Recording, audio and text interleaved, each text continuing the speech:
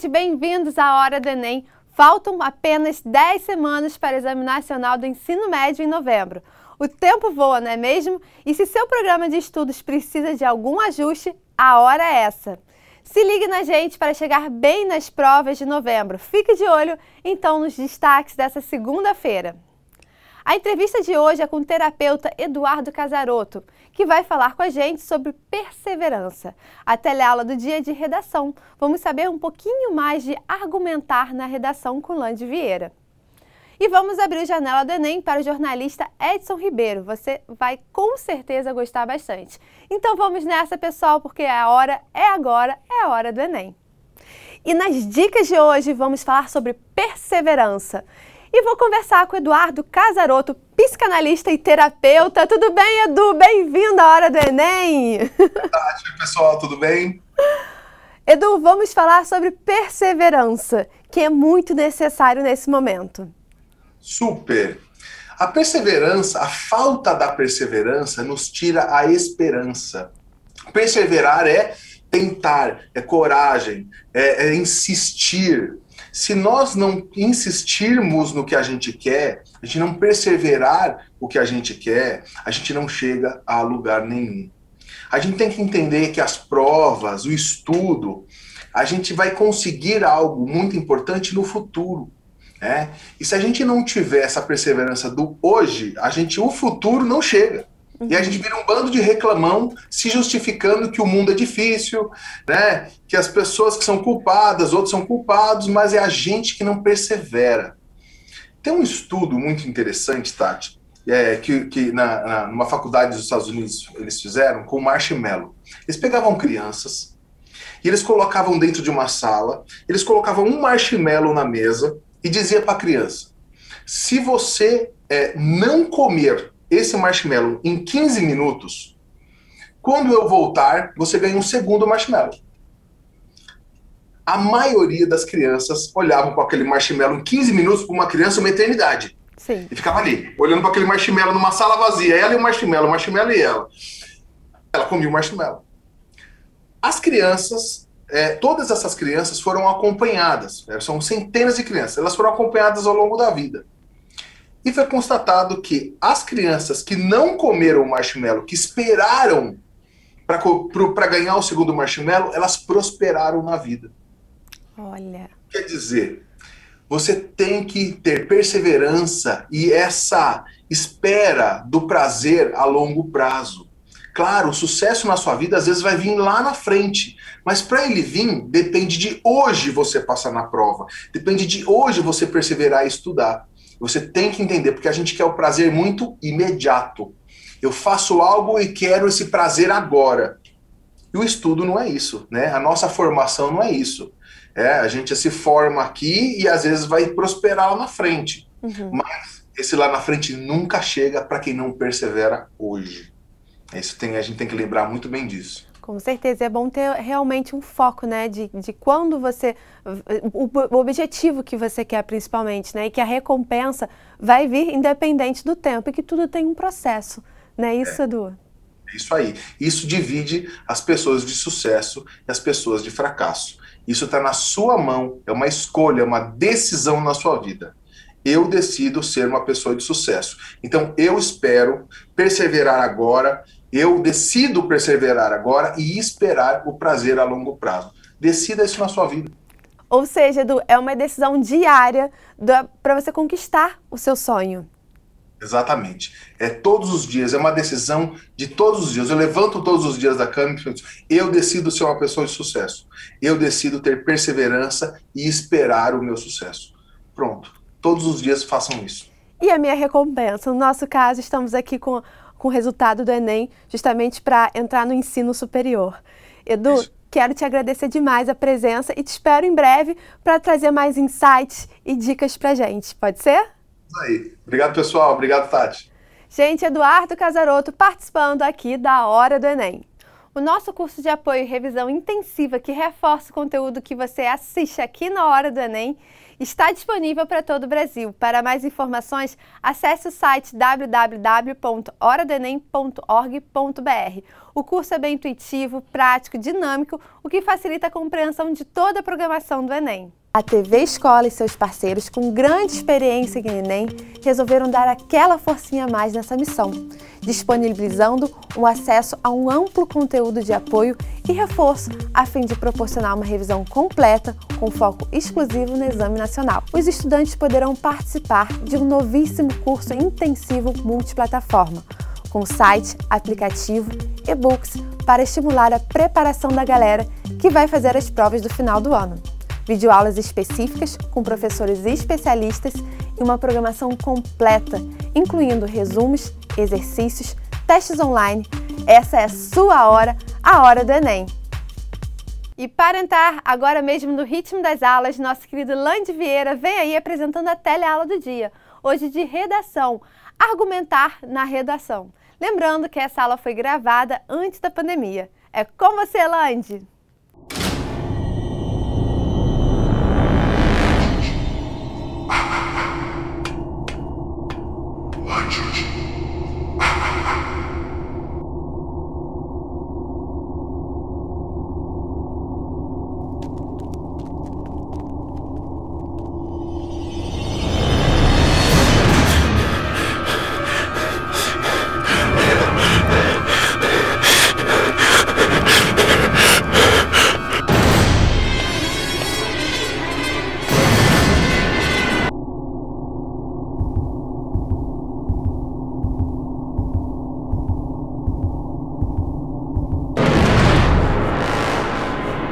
Céus!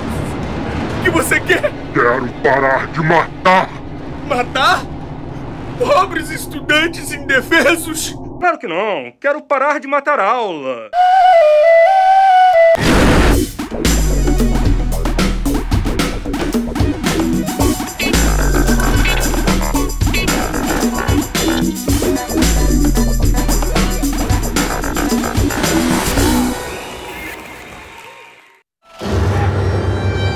Hora do Enem no ar. E hoje é dia de redação, mas não é qualquer redação. É a redação da sexta-feira 13. Aquela que dá medo, que dá pânico. E aí, o que fazer? Bom estar com vocês, estudar com vocês. Fala, Lande! E aí, professor? Fumaceira, rapaz. Dá pra acender essas luzes aí, não? Esse clima meio sexta-feira 13, muita penumbra. Agora, não? Renatinho! Aê! Coisa boa! Agora sim, agora sim. E aí, professor, 2018 já começou. Verdade. Tem candidato que vai tentar pela primeira vez e tem uns que vão tentar de novo. E aí, como se preparar para redação sem medo? Bom, a gente tá na sexta-feira 13, né? Tem aquela coisa do medo, mas vamos separar. A galera que já fez, talvez tenha um medo menor, né? E a galera que já fez tem um ponto de partida, né, para começar os seus estudos. Vai pegar a redação anterior, vai olhar quanto tirou, vai ver o que errou, o que não errou, né? Ou seja, já está mais acostumado com os temas, sabe o quanto estudou, o quanto não estudou. Então, tem um parâmetro para saber o que deu certo, o que deu errado, para poder melhorar.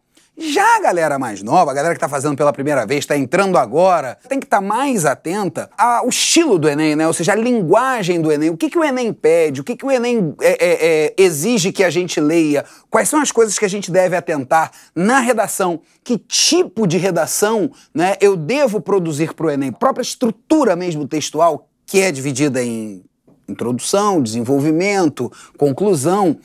O Enem, ele tem 5 competências, né, que ele vai avaliar essa redação. Então ele tem que saber o domínio da norma culta, mas ele tem que saber principalmente a estruturar a sua redação. Saber que ele parte de uma situação-problema, que ele tem que apresentar essa situação-problema, que ele tem que debater essa situação-problema e argumentar para chegar a uma conclusão em que ele deve apresentar soluções.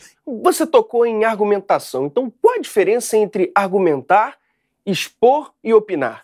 Posso usar o quadro? À vontade. Você falou de modelo, né? A gente, por exemplo, tem um modelo que a gente pode dizer que é um modelo expositivo. E o outro modelo, você falou de expor e falou de argumentar, né? Que seria o modelo argumentativo. Todos eles partem de um mesmo princípio. E qual é esse princípio? O princípio são os chamados juízos. Quando a gente emite alguma ideia, quando a gente emite alguma opinião, ou mesmo a gente faz uma constatação, a gente emite um juízo. Por exemplo, eu posso falar assim, olha, essa lousa aqui, né, é verde. Esse é um juízo que a gente chamaria de juízo de realidade, né? O juízo de realidade, ele se expressa exatamente por fatos, né? E aí muita gente gosta de dizer assim, aquele negócio de fato, contra fato não há argumentos, né? Todo mundo fala isso? É porque existe o juízo de valor. O juízo de valor, ele não tem a ver diretamente com um fato, ele tem a ver com aquilo que a gente chama de opinião. Então, por exemplo, quando eu falo que esse quadro é verde, eu estou enunciando um fato. Sim.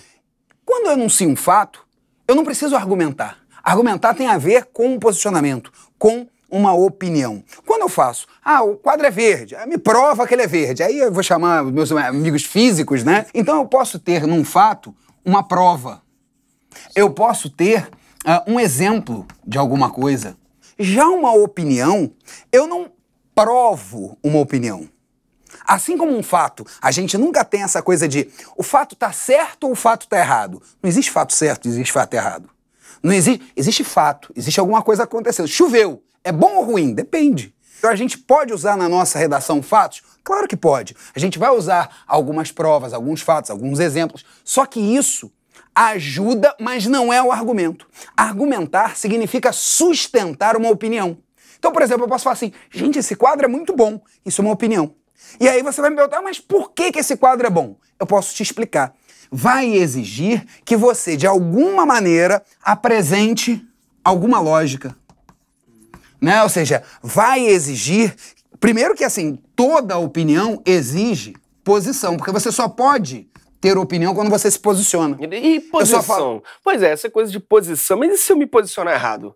A menos que elas sejam absurdamente radicais, como sair exterminando pessoas e etc., assim, elas não vão ter uma posição errada. O errado da posição é você não conseguir sustentá-la de maneira lógica, com raciocínio, né? Então, por exemplo, se eu digo que eu sou a favor de alguma coisa, eu tenho que dizer, mas por que eu sou a favor de alguma coisa? Eu sou a favor de alguma coisa porque vai ser melhor para a sociedade, porque fazendo isso daqui vai terminar a violência, ou vai... Não sei o que é, mas você consegue, a partir de um posicionamento, explicar. Aí sim, de maneira lógica. Saquei. Né? Sempre de maneira lógica. Quando você faz uma defesa de opinião com algo que não seja lógico, você não está argumentando, você está persuadindo. Já viu aquelas propagandas de refrigerante que aparece o sujeito bebendo? E a gente tem sede, fala assim, poxa, eu queria estar bebendo aquele refrigerante. Ele não está te mostrando lógica nenhuma, ele está despertando vontade. Ele está te persuadindo. Então a gente tem um modelo expositivo que é baseado em fato. Aquilo que não tem discussão, choveu, choveu, o quadro é verde, o quadro é verde. Isso é fato. Isso vai auxiliar você na hora de você montar argumentos lógicos para sustentar opiniões. Eu acho que o cigarro deve ser proibido. Por quê? Aí eu vou falar, porque o cigarro faz mal. Usei um fato, o cigarro faz mal e com isso vai gastar mais do... Aí eu estou desenvolvendo um argumento a partir da minha posição.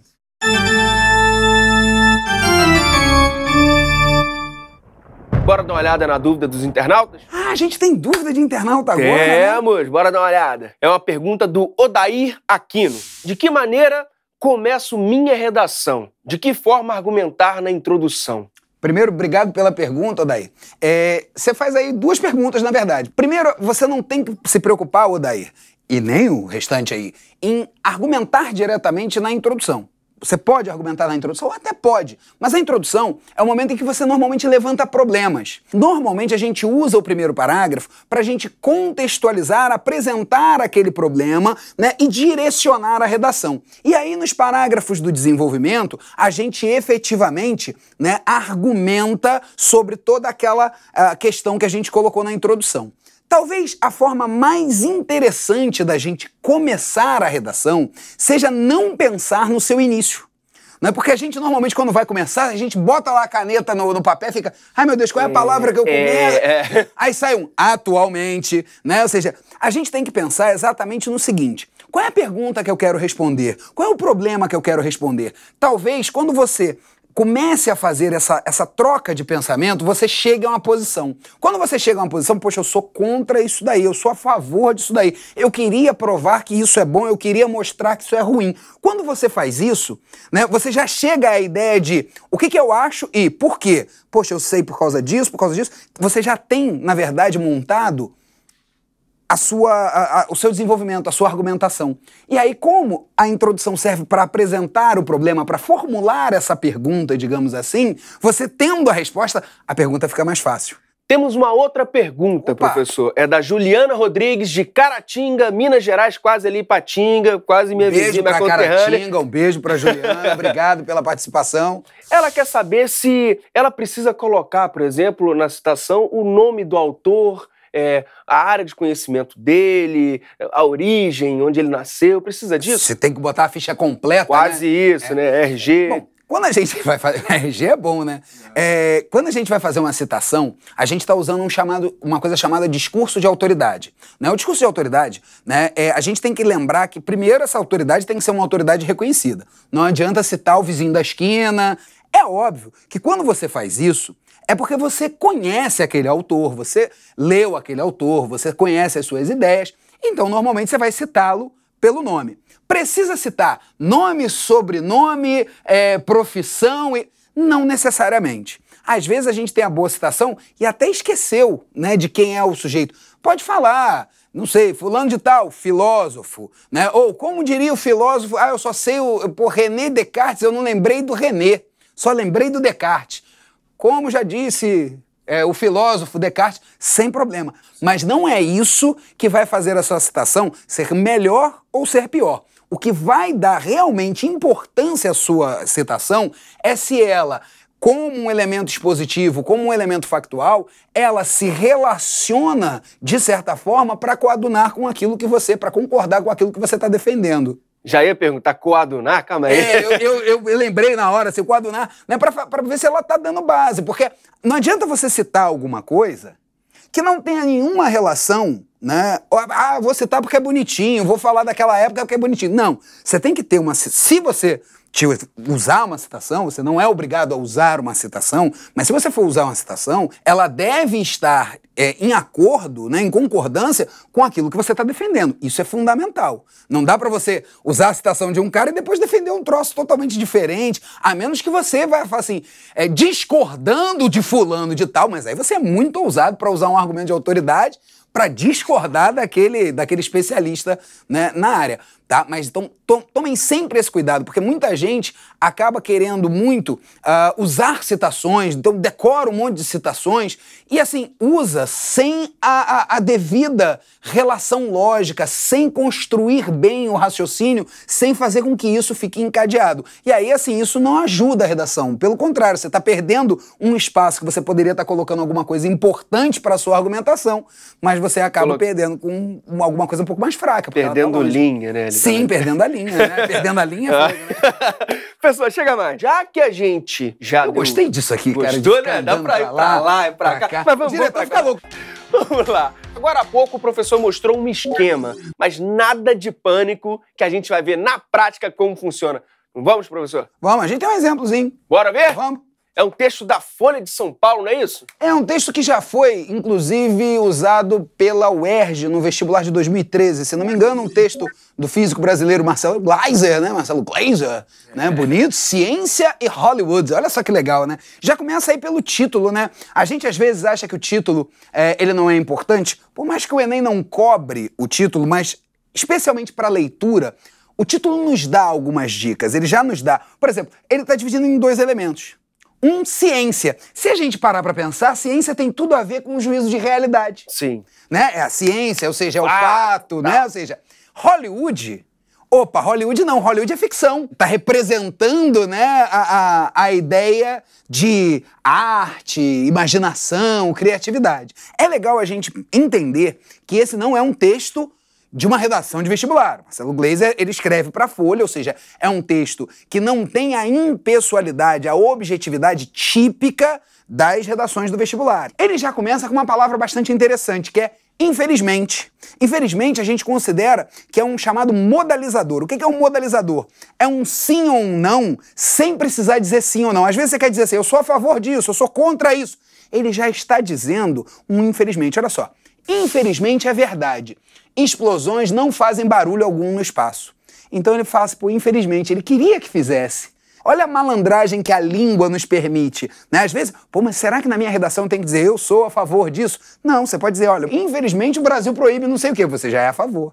Você pode, na verdade, utilizar essas expressões para se posicionar. E aí ele coloca, explosões não fazem barulho algum no espaço. Fato, né? E aí ele explica o fato, né? Não me lembro de um só filme que tenha retratado isso direito. Beleza, aí assim, ele só está dizendo que tem um exemplo, ele não tem nenhum exemplo no momento para dizer o contrário. Pode ser que existam alguns, mas se existirem não fizeram muito sucesso.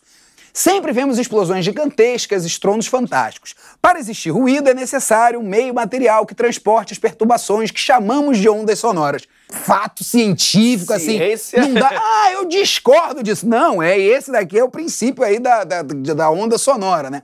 Na ausência de atmosfera, ou água, outro meio, as perturbações não têm por onde se propagar. Repara que até aqui ele está sendo muito expositivo. A introdução dele é uma introdução expositiva para mostrar a ideia, repara, da ciência. Ou seja, ele começa falando da ciência. Existe um outro lado? Existe, Hollywood.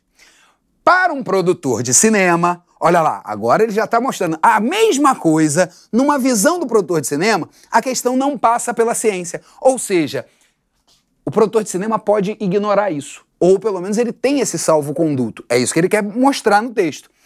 A questão não passa pela ciência, pelo menos não como prioridade. Seu interesse é tornar o filme emocionante e explosões têm justamente esse papel. Roubar o som de uma grande espaçonave explodindo torna a cena bem sem graça. Ou seja, ele está botando o ponto de vista do outro, o outro lado. Ou seja, existem aí dois fatos. Um fato científico, explosão não faz barulho no espaço. Segundo fato, o produtor de cinema bota porque a galera gosta de fazer isso. Então isso é um outro fato. Ah, mas ele deveria ou não botar? Essa é a discussão, passando aí para o segundo parágrafo. Recentemente, ele já posicionou no tempo, olha que bonitinho. O debate sobre as liberdades científicas tomadas pelo cinema tem aquecido. Aí ele está dizendo o que ele vai discutir. Né? Ou seja, o cinema tem que respeitar a ciência, tem que ser um filme cientificamente perfeito ou não? Ou ele tem liberdade? O sucesso do filme, O Dia Depois de Amanhã, faturando mais de $500 milhão e bem lucrativo também, né? E seu cenário de uma idade do gelo ocorrendo em uma semana, em vez de décadas, ou melhor ainda, em centenas de anos, levantar as sobrancelhas dos cientistas mais rígidos, que veem as distorções com desdém. Parei aí. Ele mostrou agora a visão do cientista. O cientista fala assim, cara, isso daí não acontece, pô, em uma semana congelou a Terra. E esbugalharam os olhos dos espectadores, a maioria que pouco ligam se a ciência está certa ou está errada. Quem assistiu o filme falou assim, caraca, que maneiro, né? Ou seja, a Terra congelando. A gente está ali entretido na história. Afinal, cinema é diversão. Repare que nesse momento, eu ainda não sei se o Marcelo... Ele é a favor da... É porque eu sei que ele é cientista, mas será que ele está defendendo a ciência ou será que ele está falando não? Né? Ou seja, então ele tem ainda, ele está mostrando as coisas, está mostrando os dois lados, está mostrando o debate, vai desenvolvendo para se posicionar. Até recentemente, defendia a posição mais rígida. Olha lá, ele se colocou, agora ele tomou a posição. Ele falou, eu defendia a posição mais rígida, que filmes devem tentar ao máximo ser fiéis à ciência que retratam.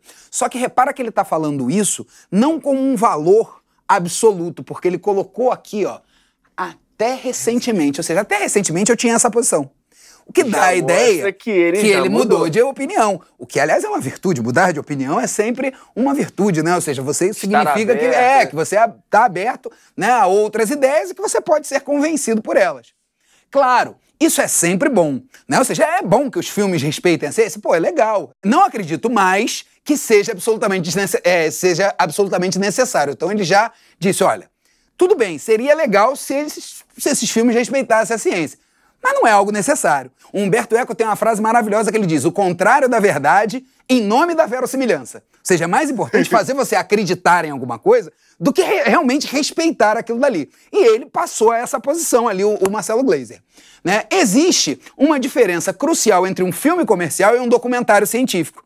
Reparem que quando ele fala de um filme comercial está numa visão particular, uma visão, né, artística. Já, né, um documentário científico, aí sim, né, tá mais preso, né, as questões. Sim, aí se você vai fazer um documentário, é legal você seguir a ciência, né? Ou seja, que aí já o modelo de arte é um pouco diferente.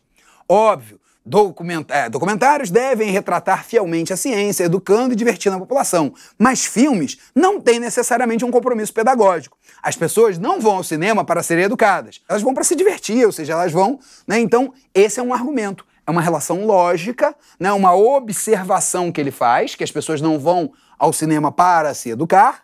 Ele faz uma observação e usa essa observação como base para sustentar a opinião dele. E aí ele começa com o claro. Olha só como é que ele usa bem o claro, o infelizmente, o óbvio. Tudo isso é um modalizador. Quando ele fala claro, pô, tá claro, você tem que concordar comigo, né? Claro que é assim. Quem é que discorda de alguma coisa? É óbvio que é assim. Se você não concorda, você não está concordando com o que é óbvio, com o que é claro, né? Então, o uso, né, desses modalizadores, dessas palavras modalizadoras, elas dão força aos argumentos construídos. Claro, filmes históricos, ou mesmo aqueles fiéis à ciência, têm enorme valor cultural. Ele não está querendo em momento nenhum dizer assim, o filme pode fazer o que quiser e o filme que seguir a ciência é ruim. Não, ele não está dizendo, ele não está fazendo esse julgamento. Outros educam as emoções através da ficção, ou seja, alguns vão educar as emoções. Vão mostrar uma cena triste, aí você vai ter aquele compadecimento, né? Ou seja, pô, fulano perdeu um ente querido. Então você, na verdade, tem a catarse. Mas, se existirem exageros, eles não deverão ser criticados como tal. Ou seja, exagerado é ruim. Aí ele dá um exemplo. Olha só, ele aqui dá uma opinião que mesmo um filme que exagere numa mentira, um 007 da vida, eles não devem ser criticados por serem mentirosos. Fantasmas não existem, mas filmes de terror sim. Pode-se argumentar que, no caso de filmes que versam sobre temas científicos, as pessoas vão ao cinema esperando uma ciência crível. Repara que quando ele fala pode-se argumentar, não é ele. Ele está dando a voz do outro. Alguém pode argumentar isso aqui. Isso pode ser verdade. Ele não concorda dizendo, ele não diz que é mentira. No uso claro do início do... Não, ele usa um pode.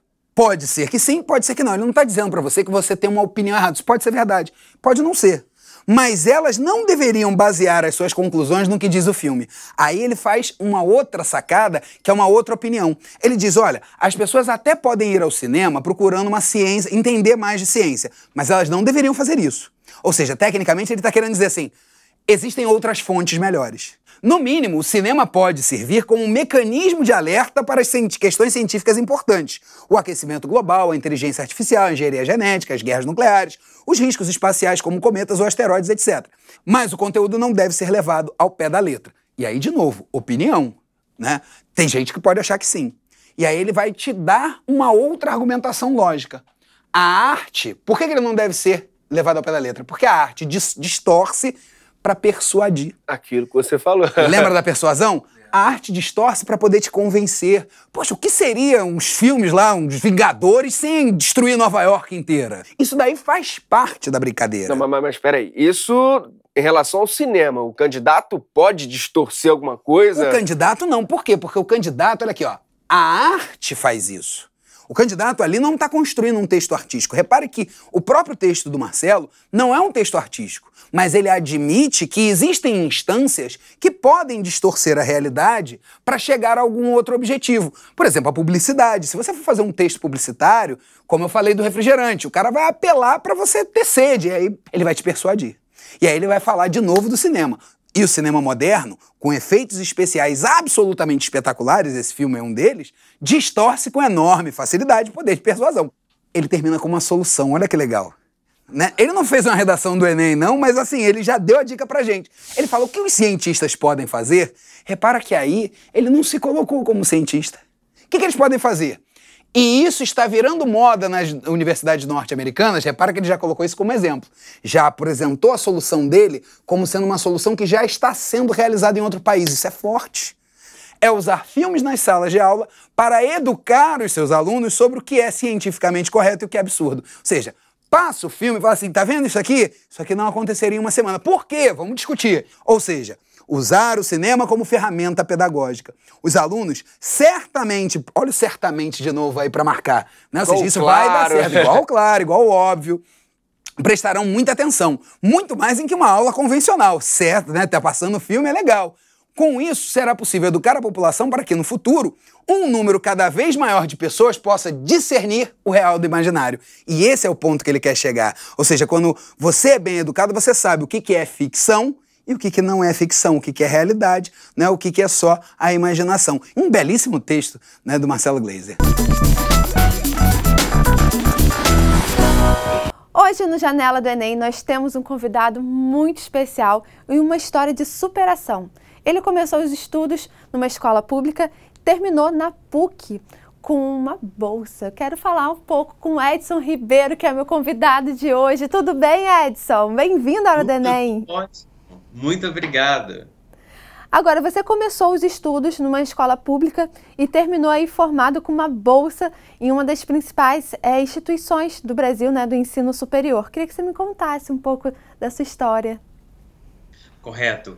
Eu estudava na escola pública, depois tentei uma bolsa, passei para a escola particular, né? E quando chegou na época do vestibular, eu fiz Enem. Durante 2 vezes eu fiz Enem.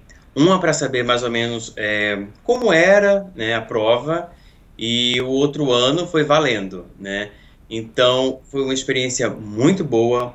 O Enem é uma porta, né? Uhum. Ele abre para você um mundo de opções e te dá um nível muito bom para você, um caminho, aliás, de luz muito bom para você seguir uma instituição, uma universidade. Então, no meu caso, foi esse.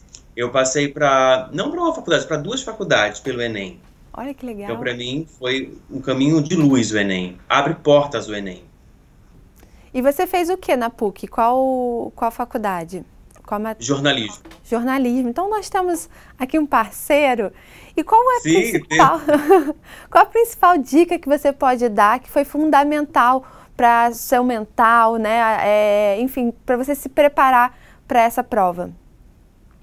Claro, o Enem é aquilo. Se você faz a primeira vez, você fica nervoso e é normal, como qualquer outra prova, né? Então, a dica que eu dou é: estudem, se concentrem no Enem, a tranquilidade emocional, isso conta muito, muito no Enem, né?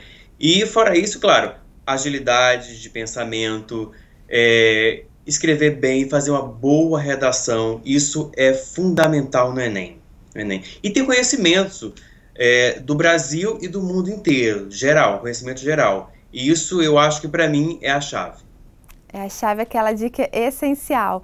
E como que você tem alguma técnica para você diminuir um pouco a ansiedade? Porque isso não é só para a hora do Enem, também é para a vida. Sim, claro, com certeza. Embora que a gente, estudante, esteja naquele momento nervoso, porque você decide o seu futuro naquela hora, exatamente, né? Você quer passar, né? Então, a dica que eu sempre ia é fazer uma meditaçãozinha antes, tomar uma água, e sempre com pensamento positivo. Isso me ajudou bastante. Edson, muito obrigada pela sua participação aqui na Janela do Enem. Te desejo mais sucesso na sua carreira. Parabéns pelas conquistas, né, na sua vida, no seu trabalho. E quando você quiser, a Hora do Enem está sempre aqui à sua disposição para a sua participação. Tá certo. Eu que agradeço pela oportunidade e um abraço a todos os alunos aí. Boa sorte para eles que estão tentando o Enem esse ano e o próximo ano. Mas a minha dica é essa: o Enem é uma janela, é uma porta de sonhos, que você realiza o sonho através do Enem, como eu realizei o meu. Com certeza, gente. Hoje jornalista, né, trabalhando aí em vários locais no Brasil. Obrigada, Edson. Muito, muito sucesso para você, na sua vida e sua carreira. Tchau, tchau. Boa sorte. Boa sorte também para você. Gente, esse é o Edson aqui na Janela do Enem. E chegamos ao fim de mais uma Hora do Enem. Se você perdeu algum conteúdo, fim de semana tem maratona, aos sábados a partir de 1 da tarde e domingo a partir das 6 da manhã. E tem o nosso canal do YouTube, tá tudo lá. Quer dar sugestões, tirar dúvidas e participar do Janela do Enem? Anote nosso WhatsApp que está aqui embaixo. Marque a gente também pelas redes sociais através da hashtag Hora do Enem, @TV Escola e @Tatiana D'Angelo. Para aumentar ainda mais as suas chances em novembro, confira o nosso curso intensivo multiplataforma. É só acessar o site que está aqui embaixo, porque ele é bom demais. E eu já disse isso antes, mas não custa nada repetir. Acredito muito no potencial de cada um de vocês. Então, gente, é hora de estudar bastante até o final do ano. E se tudo der certo, você vai dar aquele presente para você e para sua família, a tão sonhada vaga na universidade. Então, pense positivo e leve a missão a sério, porque suar faz parte e é por uma boa causa, não é isso mesmo? Então, gente, não desperdice o tempo. Pode levar fé que eu tenho certeza que vai dar muito sucesso. Sabe por quê? Sucesso é o acúmulo de pequenos esforços diários repetidos. Gente, com isso eu termino o programa e amanhã tem muito mais Hora do Enem para vocês. Um beijo, até amanhã. Bons estudos!